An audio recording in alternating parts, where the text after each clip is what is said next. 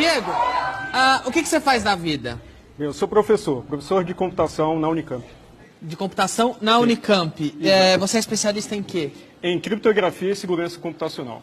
Então, quando... Me corrija se eu estiver errado. Você é o cara que eu ligo quando esqueço a senha do banco, não?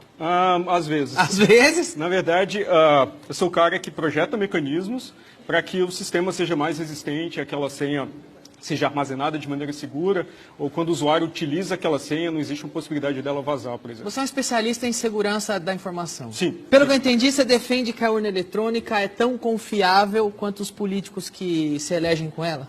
De certa forma.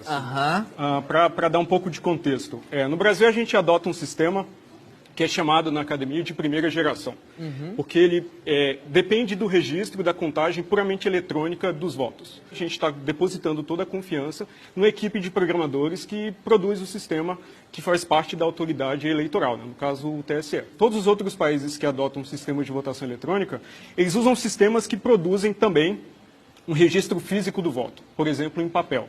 Então, isso permite que você colete esses registros físicos, esses votos, em outra mídia, né, em outra urna, por exemplo, uma urna convencional. E no fim da eleição você pode somar, pode fazer uma apuração para amostragem e ver se o software que está no equipamento está se comportando de maneira honesta. Enquanto era professor da UNB, eu participei de um desses mecanismos de auditoria, foram testes organizados pelo próprio TSE, com uma série de restrições, então a gente tinha poucos dias, a gente teve poucas horas para ver o software de votação e a gente encontrou falhas fundamentais nos mecanismos de segurança desse sistema. Quais são as falhas que você encontrou na urna eletrônica? Certo, então as falhas tinham implicação tanto no sigilo do voto quanto na integridade dos resultados. Então, no Brasil, o sistema deve fornecer sigilo do voto.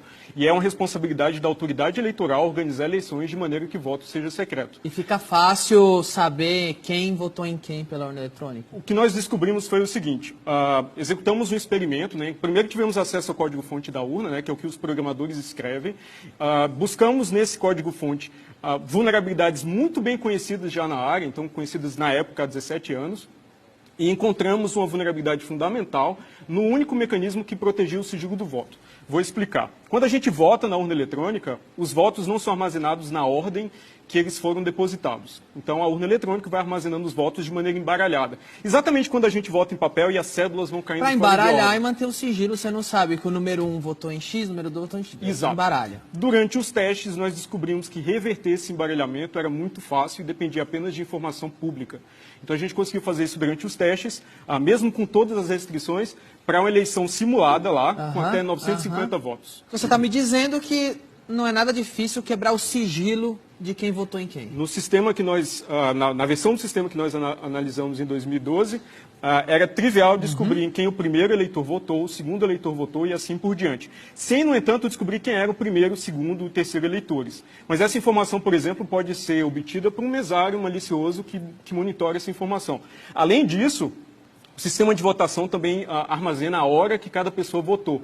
Então, se você quer, por exemplo, descobrir o voto de uma pessoa importante... Você lê o livro? Você, não no livro, mas em arquivos públicos também, então arquivos eletrônicos. Então, você consegue, pela hora que a pessoa votou, descobrir a posição dela na fila e recuperar com certeza matemática aquele voto específico. Então, é um voto, às vezes, de uma celebridade, de uma pessoa ilustre, um industrial. Por que a urna precisa registrar a hora que você foi votar?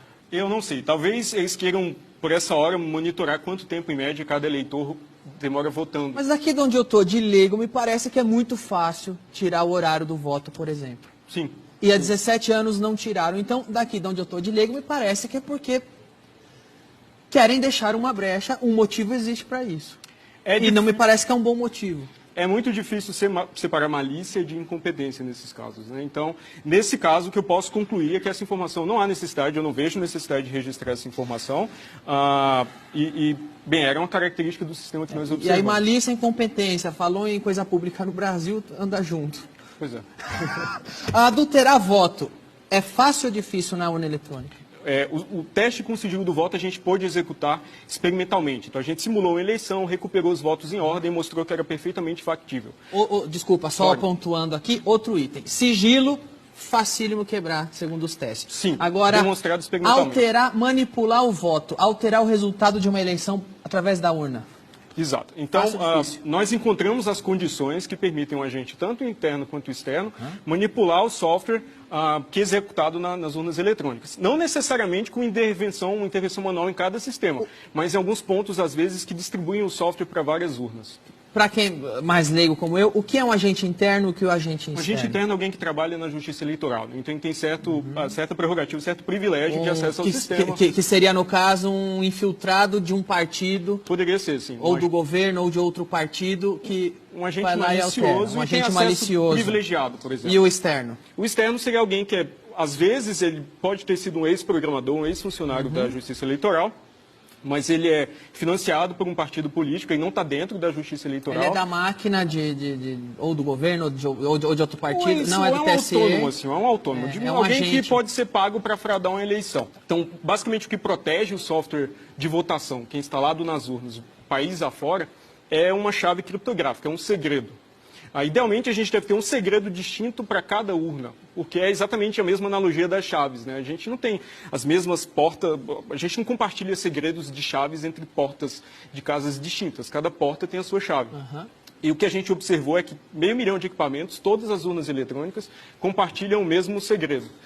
E esse segredo ainda era armazenado de maneira completamente insegura, assim, que, novamente, voltando àquela analogia, remete a você colocar a chave embaixo do tapete, né? E confiar que, como a chave está embaixo do tapete, ninguém vai descobrir que ela está lá. A diferença é que essa chave abre todas as portas, exato, basta não que ela só vaze aquela. uma vez. E foi curioso, porque quando essa informação se tornou pública, o TSE publicamente defendeu isso com uma decisão de projeto que fazia sentido. Mas eu não consigo me convencer disso, porque não é razoável contar um segredo, de certa forma, para 500 mil de equipamentos e imaginar que ele vai continuar seguro ou vai continuar secreto. E desculpa, não é um segredo, é o destino de um país. Sim, de fato. Agora, eu como leigo, mais uma vez, daqui me parece que tudo não são problemas difíceis de consertar, são problemas que existem há 17 anos na urna, são problemas que merecem uma satisfação e que ninguém conserta, ninguém dá uma satisfação. Daqui de onde eu estou de leigo, me parece que um motivo por trás tem. Você como especialista, o que te parece?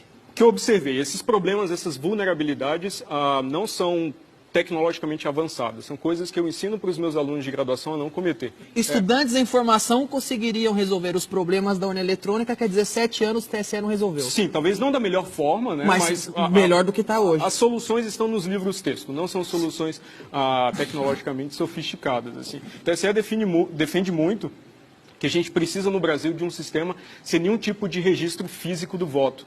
Mas sistemas que não têm esse registro físico, eles também não permitem recontagem em caso de suspeita de fraude. Porque qualquer recontagem vai sempre contar os registros eletrônicos que já podem estar fraudados.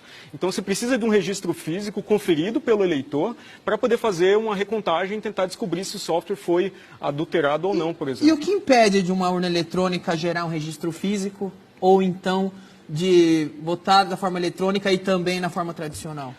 Bem, um certo custo adicional, porque você precisa de uma impressora acoplada, uma impressora adicional, né, papel para imprimir esses votos, talvez um pouco mais de logística para organizar essa impressão e essa apuração posterior, porque um pouco de cuidado na implementação, porque esse registro físico não pode ser implementado de forma que o eleitor leve um comprovante do seu voto para casa, porque senão ele pode quebrar, os eleitores podem quebrar com muita facilidade o próprio sigilo do voto ou outros agentes, então precisa um pouco de cuidado.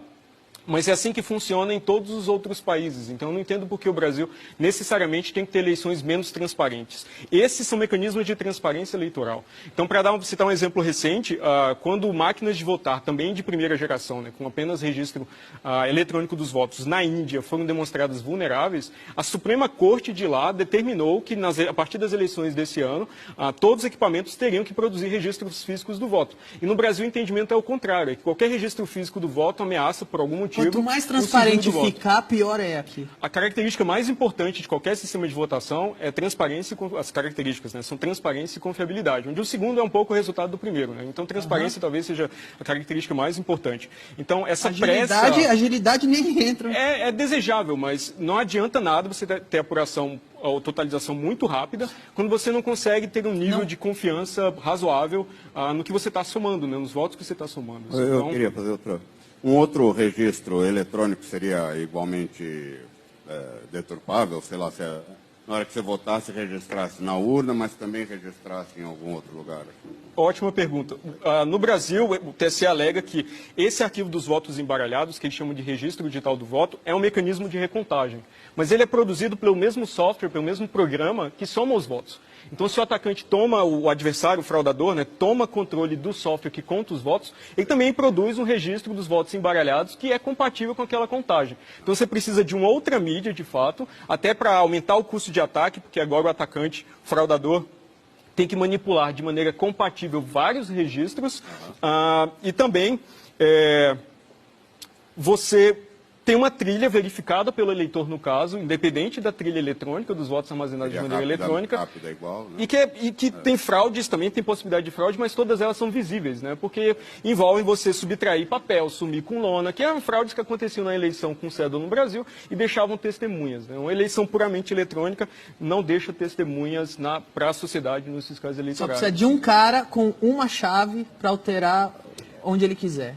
Sem testemunhas, aí faz sozinho. Essa foi a condição que a gente encontrou. A gente não pôde testar isso durante os testes organizados pelo TSE, a possibilidade de adulterar o sistema com essa informação, com esse segredo compartilhado, porque não teve tempo, eram pouquíssimos dias, mas também não houve interesse posterior do TSE em tentar montar, simular esse ataque para ver quão eficaz ele seria na prática. E quando você chega no TSE e mostra toda essa falha e mostra como é fácil fraudar uma eleição com a urna deles, o que eles falam? Uma entrevista que eu dei para um portal de internet logo depois dos testes e descrevi de maneira técnica todos esses problemas, a resposta oficial do tribunal era basicamente dizer que a minha atitude era uma ameaça à democracia. Assim, que eu também isso é uma ameaça à democracia. Aparentemente, ou pelo menos no entendimento do tribunal. Questionar qualquer coisa é ameaça à democracia. Tá Quando bom. isso é radicalmente diferente da cultura que a gente tem na universidade e na academia, né? Que é tratar dos problemas, escrevê-los em detalhes, avaliar de maneira técnica quão seguro é ou não o sistema, propor soluções, implementar essas soluções e evoluir a segurança do sistema ao longo do tempo. Democracias muito mais antigas, maduras, mais desenvolvidas, não querem a urna eletrônica lá e o brasileiro se orgulha que tem isso aqui. Por quê? Para citar alguns exemplos, na Alemanha tem um entendimento muito diferente e interessante, que eles chegaram a utilizar sistemas com essas mesmas características, mas um entendimento da Suprema Corte de lá é que um sistema de votação utilizado pela sociedade para eleger seus líderes não pode exigir conhecimento de especialista para uma auditoria. Porque assim, se você não precisa de conhecimento especializado para fazer auditoria, toda pessoa de fato é um fiscal, é um auditor, né? Então lá, o entendimento da Constituição, da Suprema Corte de lá, é que um sistema desse simplesmente é inconstitucional, e não pode ser utilizado para eleições oficiais. Então, o que eu acho um entendimento muito interessante, porque eles tentam adotar algo que é diretamente observado ou auditado pela população. Então, aqui é sempre uma concentração desses poderes de auditoria. Então, atualmente, por exemplo, fiscais de partido político podem auditar o sistema de votação. Eles podem ir ao TSE e examinar o código-fonte, mas o TSE exige a assinatura de um termo de sigilo para isso. Então, eles podem ver o sistema, características técnicas do sistema, mas não podem falar para prestar contas para a sociedade do que é feito, da qualidade do sistema lá dentro. Então, há uma obsessão com o controle e a falta de transparência é endêmica em várias etapas do processo.